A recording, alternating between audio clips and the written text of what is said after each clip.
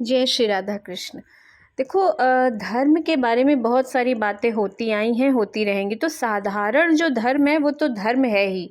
तो वो एक परम धर्म, मतलब जो एक परम धर्म है, परम धर्म क्या है कि सारे संतों ने एक स्वर से ये बात कहा है कि भगवान श्री कृष्ण की आराधना, उनका प्रेम, उनकी सन्निधि का अनुभव, उनकी कृपा पात्रता और उनसे एक हो जाना, यही परम धर्म है।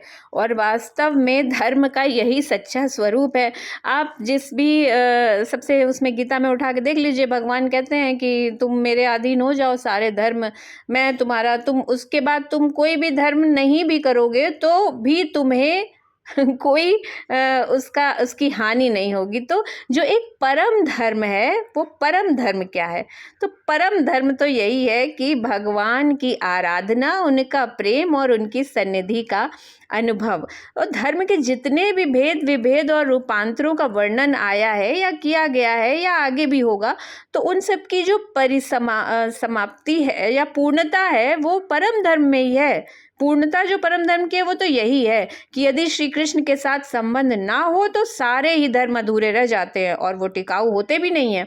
और यदि सारे धर्मों का अनुष्ठान होने पर भी उनके फलस्वरूप परम धर्म प्राप्ति नहीं हुई, तो यही कहना होगा कि उनका अनुष्ठान ठीक ठाक नहीं हुआ। विदुर के जीवन में जहाँ साधारण और विशेष धर्मों की पूर्णता थी, वहीं इस परम धर्म की भी पूर्णता थी। तभी तो वो श्री कृष्ण जी के परम कृपा पात्र थे और परम भक्त थे और परम प्रेमी थे। तो जो सारे धर्म है वो एक जगह है। सारे धर्म तो बहुत ज़रूरी हैं भाई। मातृ धर्म हो गया, पितृ धर्म हो गया, पुत्र धर्म हो गया, बहुत सारे धर्म हैं। लेकिन उन सारे धर्मों का जो एक है सार, जब आप ये कहते हैं कि मैं कोई धर्म नहीं निभाऊंगा, तब जब आप एक धर्म निभाएंगे, वो धर्म होता है परम धर्म। और वो परम धर्म है श्री कृष्ण की आराधना।